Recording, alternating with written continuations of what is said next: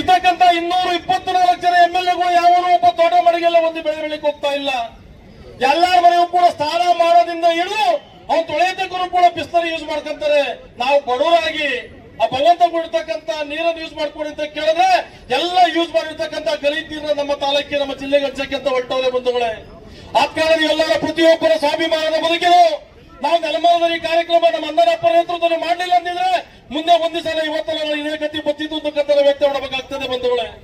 ಆ ಕಾರಣ ನಿಮ್ಮಲ್ಲಿ ಕೈ ಜೋಡಿಸಿ ಮನೆ ಮಾಡಲಿಕ್ಕೆ ಬಯಸ್ತೀನಿ. ನಿಮ್ಮೆಲ್ಲ ಸಹಕಾರ ಸಂಪೂರ್ಣವಾಗಿ ಹರೀಶ್ ಶೆಟ್ಟಿ ಅವರು ಕೊಡಬೇಕು. ಮುಂದಿನ ಎಲ್ಲಾ ರೀತಿಯಾದ ಈ ಹೋರಾಟಗಳಲ್ಲಿ ಭಾಗವಹಿಸಬೇಕು ಅಂತಕ್ಕಂಥ ಮಾತನ್ನ ಕೇಳಲಿಕ್ಕೆ ಬಯಸ್ತಾ ಇದ್ದೀನಿ ಬಂಧುಗಳೇ.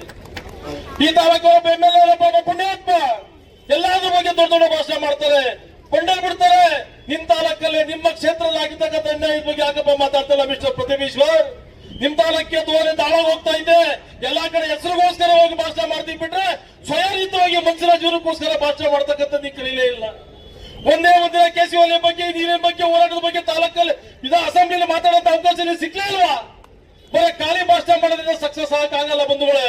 ಯಾರೋ ಒಬ್ಬ ಕಂದಾಯ ಸಚಿವರು ಅಯೋಗ್ಯ ಅವರು ಕೃಷ್ಣ ಬೈರೇಗೌಡ ಅಂತೇಳಿ ಹೇಳ್ತಾರೆ, ಆತ ವಿಶ್ವಸಂಸ್ಥೆಯಿಂದ ಇದಕ್ಕೆ ಸರ್ಟಿಫಿಕೇಟ್ ಕೊಟ್ಟಿದೀವಿ ಅಂತೇಳಿ.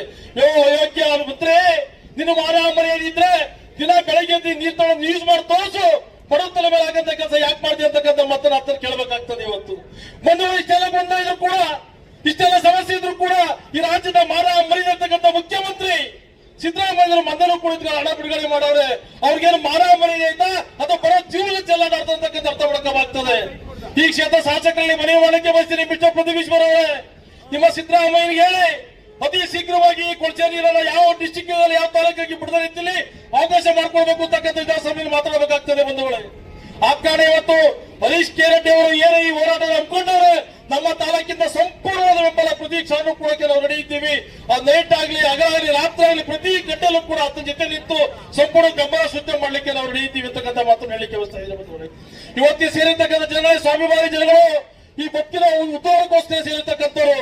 ರಾಜಕಾರಣಿಗಳು ಕೇವಲ ಭಾಷಣಕ್ಕೋಸ್ಕರ ಸೀಮಿತ ಆಗಿರ್ತಾರೆ ಬಿಟ್ರೆ ನಮ್ಮ ಬದುಕಿ ಯಾವತ್ತೂ ಕೂಡ ಆಸೆ ಆಗಿರಕ್ಕೆ ಸಾಧ್ಯನೇ ಇಲ್ಲ ಬಂಧುಗಳೇ. ಆ ಕಾರಣ ನೀವು ಅರ್ಥ ಮಾಡ್ಕೊಳ್ಳಿ. ಕೊನೆಯದಾಗಿ ಎರಡು ಮಾತು ನನ್ನ ಮಾತುಗಳಿಗೆ ಬಯಸ್ತೀನಿ. ನೀವು ಬೆಂಗಳೂರು ಜನ ತಿಳ್ಕೊಂಡಿರ್ಬೋದು, ನಮ್ಮಲ್ಲಿ ಬಿಡ್ತಕ್ಕಂಥ ಕೊಳಚೆ ನೀರು ತಂಡ ಯಾರು ಹಾಳಾಗೋಗ್ಲಿ ಅಂತೇಳಿ ಒಂದ್ ಅರ್ಥ ಮಾಡ್ಕೊಳ್ಳಿ. ನಾವು ಬೆಳೆದಿರ್ತಕ್ಕಂಥ ತರಕಾರಿ, ರಾಗಿ, ಭತ್ತ, ಎಳ್ನೀರು ಪ್ರತಿಯೊಂದನ್ನು ಕೂಡ ನೀವು ಯೂಸ್ ಮಾಡಬೇಕಾಗ್ತದೆ. ಇವತ್ತಲ್ಲ ನಾಳೆ ಸುತ್ತಿ ಬಳಸಿ ನಿಮ್ಗೆ ಹೊಡಿಲಿಲ್ಲ ಅದಂದ್ರೆ ಯಾವುದೇ ಕಾರಣಕ್ಕೂ ಯೋಚನೆ ಮಾಡಿ ಇವತ್ತು ಅದಕ್ಕೆ ಸರಿಯಾದ ಉತ್ತರವನ್ನು ಕೊಡಬೇಕಾಗ್ತದೆ ರಾಜ್ಯ ಸರ್ಕಾರ. ಇವತ್ತು ತಮಿಳುನಾಡಲ್ಲಿ ಬಂದವರು ನಿಮಗೆ ಗೊತ್ತಿರಲಿ, ಈ ಕೊಳಚೆ ನೀರು ಯಾವುದೇ ಕಾರಣಕ್ಕೂ ಬೇಡ ಅಂತ ಶ್ರೀಯಂತಾನೆ ಇರ್ತಕ್ಕಂಥ ಕೊಳಚೆ ನೀರನ್ನ ಈ 3 ಡಿಸ್ಟಿಕ್ಕಿಗೆ ಬಿಟ್ಟವ್ರೆ. ಆ ಕಾರಣ ಇವತ್ತು ಈ ಹೋರಾಟದಿಂದ ಎಚ್ಚರಿಕೆ ಕೊಡಬೇಕಾಗ್ತದೆ. ಮುಂದಿನ ದಿನಗಳಲ್ಲಿ ಶುದ್ಧವಾದ ಪರಿಶುದ್ಧವಾದ ನೀರು ಕೊಡೋದಾದ್ರೆ ಕೊಡ್ಲಿ.